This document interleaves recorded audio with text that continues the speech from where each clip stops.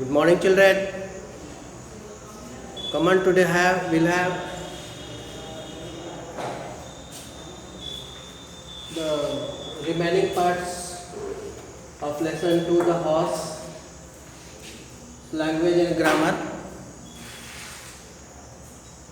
First one is filling the blanks with the words given below. Capture, heart, summoned, idea, delighted. So we have to fill these words. A new idea struck the creator's mind. Here idea, put the underline. Number 2, he summoned an assistant.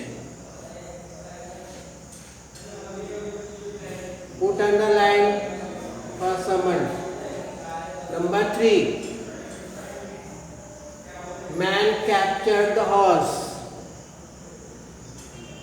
Capture word is to be underlined. Then next, number 4, the creator was delighted with own work. Here delighted word is to be underlined. Number 5, his heart was filled with pity. Here heart has to be underlined. Heart has to be underlined.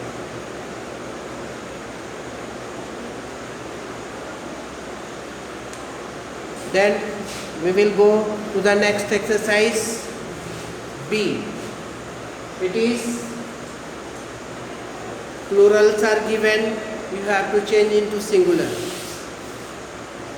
Words are given in plural and you have to make the singular form of those words. Materials, material. Whales, well. Pythons, python. Claws, claw. Animals, animal.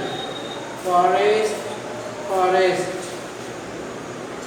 Forests, forest.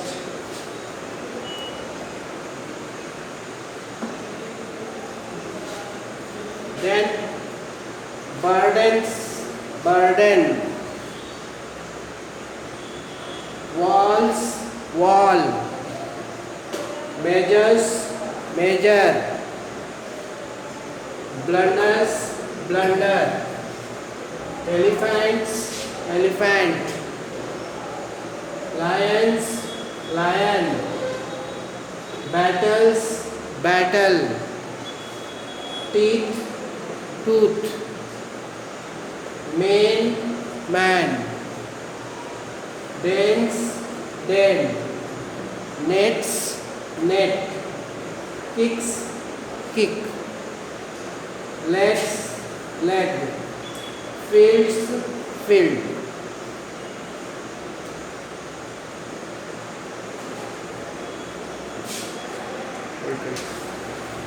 So next, children, we will see the next exercise of the same lesson, the horse. Fill in the blanks with appropriate prepositions. We will have to fill the prepositions in each sentences. I shall make a new species of animals. So the words which are underlined, you just put the underlines. It was useful for the battlefield. Here for is underlined. He gave it no test of its own in battles. Here in is underlined, so put it. Man was bent with the weight. Here in this sentence, with word is underlined because it is preposition. He kept the horse confined in a prison. In word is preposition, so it is put underlined. Do it. He did not pounce at a prey. Here, at word is prepositions which is put underlined. 7. The horse had a deep love for freedom. Here, forward is prepositions. You also put the underline. Man engaged servants to look after the horse. Here, afterward is prepositions, and that is why it is underlined. Now, let's go ahead. Number D. Match the words under A with their meaning under B. So, two columns are made here. A is here, and against this B also is there.